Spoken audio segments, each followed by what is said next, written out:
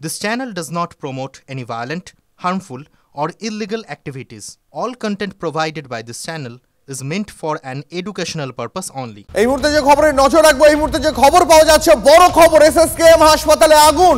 Ronald রস building এর 5 তলায় আগুন লেগেছে। ঘটনাস্থলে পৌঁছেছে দমকল। আরো বিস্তারিত জানবো, সৌরভ আমাদের প্রতিনিধি রয়েছেন আমাদের সঙ্গে। আরো একবার আপনাদের জানিয়ে রাখি, এই মুহূর্তে সবথেকে বড় খবর, এসএসকেএম হাসপাতালে আগুন, রোনাল্ড রস বিল্ডিং এর 5 তলায় আগুন। সৌরভ আমাদের সঙ্গে রয়েছেন প্রতিনিধি। সৌরভ, ঠিক কি ঘটেছে, এখন পরিস্থিতি কেমন, কোন রোগী, তাদের কোনো ক্ষতি হয়েছে নাকি সকলে নিরাপদে রয়েছেন? পুলিশ সূত্রে যা খবর পাওয়া যাচ্ছে সেটা একেবারে প্রাথমিক আকারে একটি খবর এসছে যে রোনাল্ড রসের বিল্ডিং এর 5 তলায় আগুন লেগেছে। দমকলের বিল্ডিং রয়েছে, এখনো ধোঁয়া সেখানে দেখা যাচ্ছে। এই বিল্ডিং এর যে সার্জারি বিল্ডিং রয়েছে সেখানে একমাত্র রোগীকে যদি তুমি ওয়ার্ড বলো তাহলে সেক্ষেত্রে সার্জারি রয়েছে, প্লাস্টিক সার্জারি। সৌরভ, যদি একটু অবস্থানটা বদলে কথা বলা যায়, তোমার কথা একটু অস্পষ্ট শুনতে পাচ্ছি।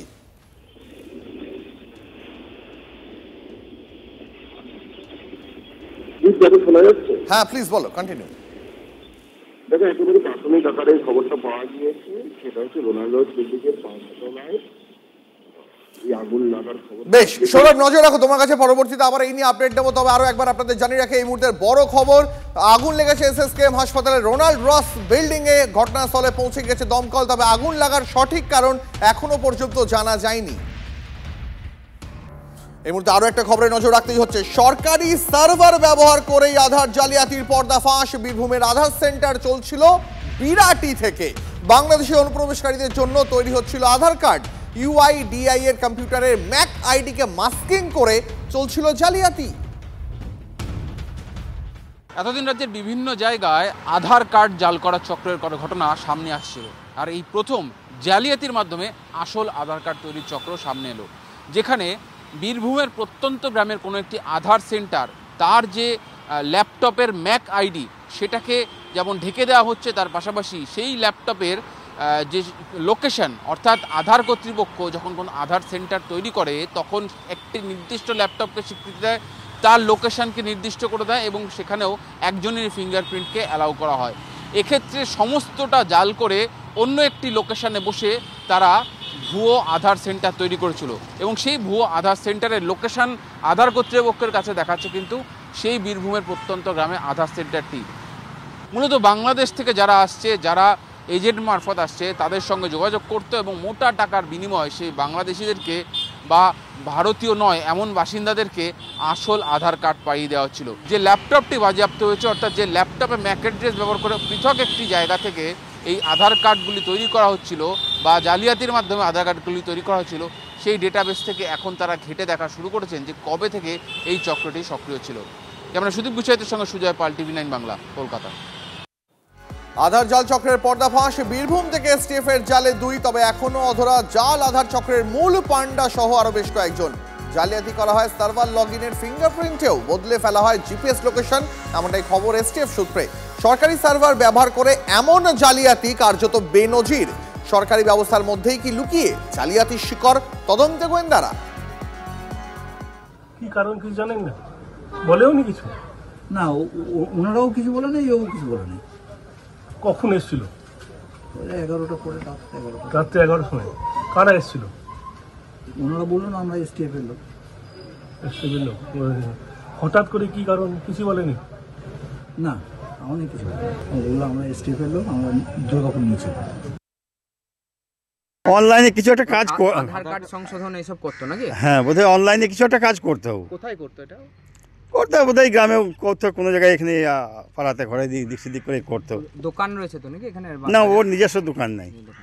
কারো দোকানে কাজ করতো না, দোকানে কাজ করেনি। ওই মুন্না বলে একটা ছেলে কেন্ডাঙ্গালে নাকি, ওর কাছে নাকি ওর আন্ডারে কাজটা করতো।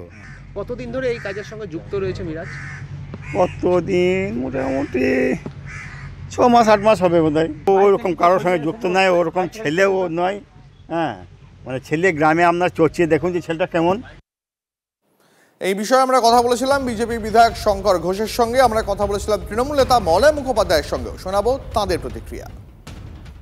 এই রাজ্যের মানুষকে রুখে দাঁড়াতে হবে এবং সেটা সমবেতভাবে করা দরকার, না হলে এই ধরনের নোংরামো এবং উই পোকার মতন পশ্চিমবঙ্গটাকে ভেতর থেকে শেষ করে দেওয়া অনুপ্রবেশকারী এবং রোহিঙ্গাদের মাধ্যমে, সেটা পশ্চিমবঙ্গের মানুষের ক্ষেত্রে আমি বারবার করে বলি, মমতা ব্যানার্জি আর কিছুদিন ক্ষমতায় থাকলে পশ্চিমবঙ্গের মানুষকে নরক দর্শন করতে হবে, এটা তারই একটা উদাহরণ। মূলত দায়ী হচ্ছে বিএসএফ। তো সেখানে বিস্তীর্ণ যে অঞ্চল, আমাদের বর্ডার অঞ্চল, সেই অঞ্চলে বিএসএফ এর দায়িত্ব আছে, তারা ইনফিল্ট্রেশন আটকাবে, কিন্তু সেখানে তারা রীতিমতন যোগ সাজস করে লোকগুলোকে ঢুকিয়ে ফেলছে।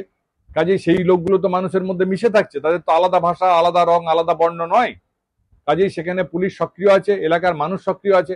আশা করি সেই সমস্ত দুষ্কৃতকারীরা অবিলম্বে ধরা পড়বে এবং তার বিরুদ্ধে আইনত ব্যবস্থা নেওয়া হবে।